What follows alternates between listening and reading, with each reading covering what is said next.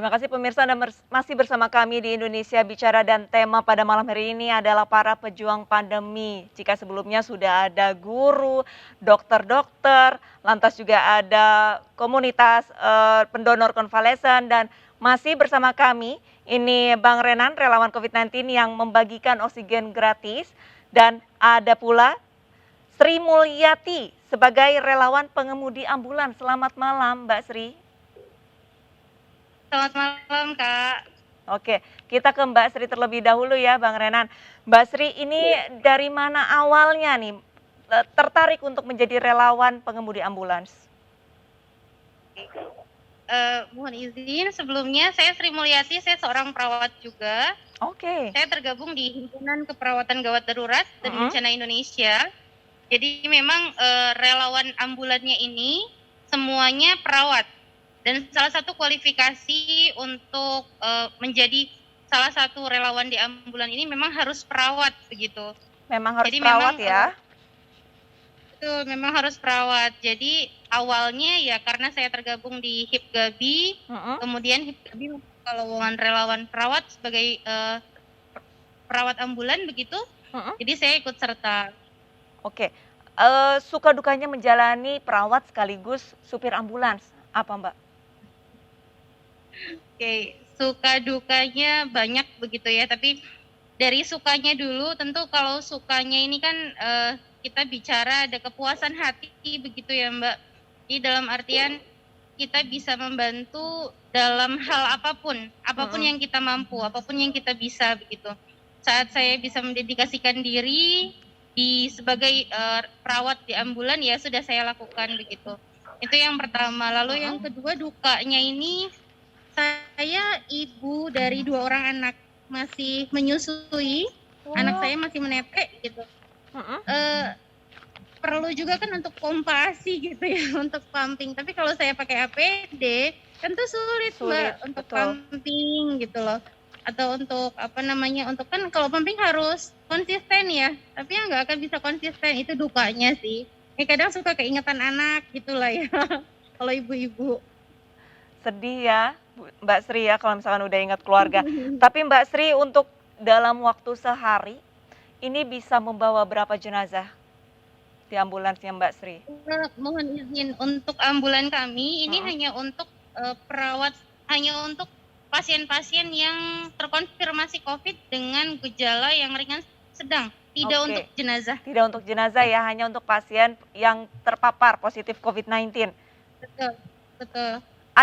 Ada kesan yang begitu mengenang nggak sih pada saat membawa pasien COVID-19, entah itu dari menjemput dari rumah ke rumah sakit atau mengantarkan dari rumah sakit satu ke rumah sakit yang lainnya?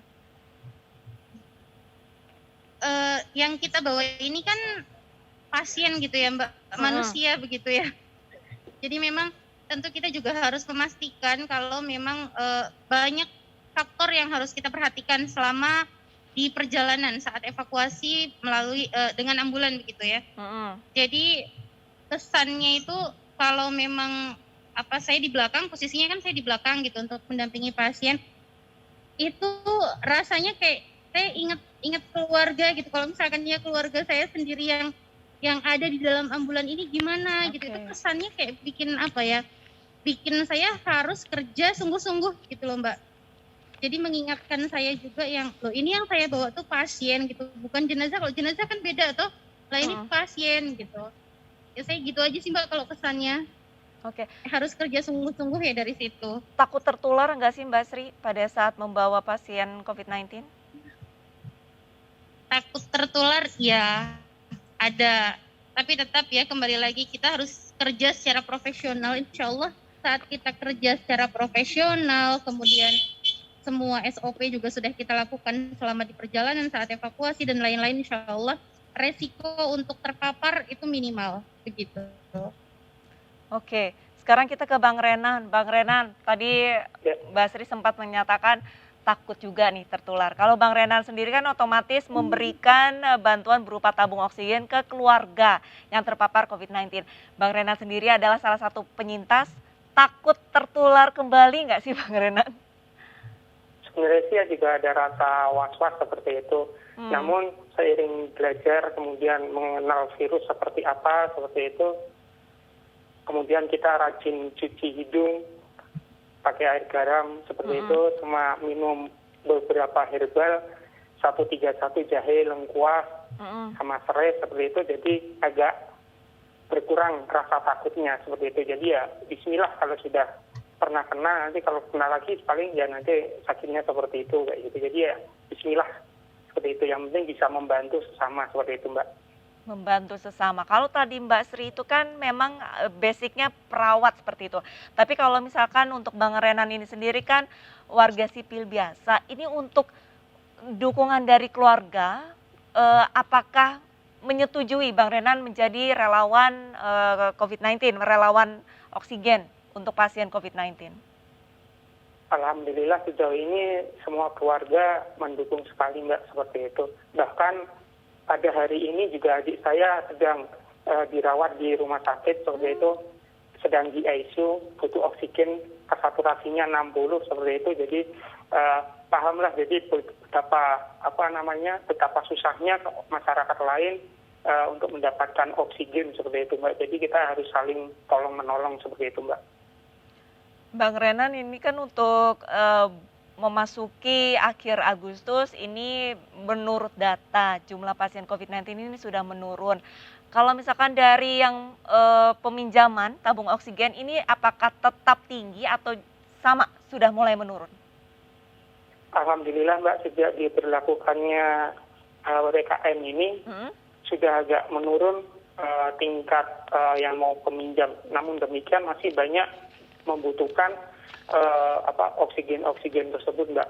Di samping itu harga oksigen semakin lama kan masih tinggi seperti itu. Jadi kita prihatin sekaligus memohonlah kepada para pengusaha pertabungan peroksigenan itu untuk mengurangi harga tabung tersebut seperti itu, Mbak. Oke, ini pertanyaan terakhir untuk Bang Renan dan Mbak Sri, harapannya. Ini karena besok kita sudah merayakan Hari Kemerdekaan ya. Ini untuk menjelang 76 tahun Indonesia tangguh, harapannya apa? Mungkin dari Bang Renan terlebih dahulu. Jadi harapannya masyarakat jangan panik seperti itu, apabila sesak nafas ataupun apa segera berkonsultasi saja seperti itu. Kemudian untuk mewujudkan Indonesia tumbuh, ini kan temanya Indonesia tumbuh, Indonesia tangguh ya, bisa terwujud jika kita bisa saling peduli dan bersatu sehingga pandemi ini benar-benar bisa merdeka seperti itu, Mbak. Oke, untuk Mbak Sri harapannya apa nih untuk Indonesia tangguh, Indonesia tumbuh? Ya baik. Tentu harapannya saya pandemi segera berakhir begitu ya, Mbak. Jadi kita juga merdeka dari memakai masker kemana-mana gitu loh ya. Silaturahim bisa kemana aja gitu tanpa ada batasan, dan PPKM juga udah nggak ada gitu. Itu kan harapannya. Dan lagi memang pandemi ini bukan hanya tanggung jawab tenaga kesehatan, perawat, dokter, dan teman-teman sejawat gitu. Tapi memang ini tanggung jawab kita semua, kita bersama gitu. Dengan teman-teman yang sekarang memakai masker, mematuhi PPKM dan ketentuan-ketentuan lain yang sudah diaturkan oleh pemerintah, itu secara tidak langsung teman-teman juga berkontribusi gitu untuk keselamatan kita semua. Jadi insya Allah kalau kita saling menguatkan, insya Allah semuanya pandeminya akan tetap berakhir gitu. Amin. Semoga semua harapannya ini bisa terwujud dan terkabul ya di tahun ke-76 Indonesia Merdeka. Selamat malam, terima kasih banyak atas waktunya berbincang bersama kami, Bang Renan dan Mbak Sri. Salam sehat.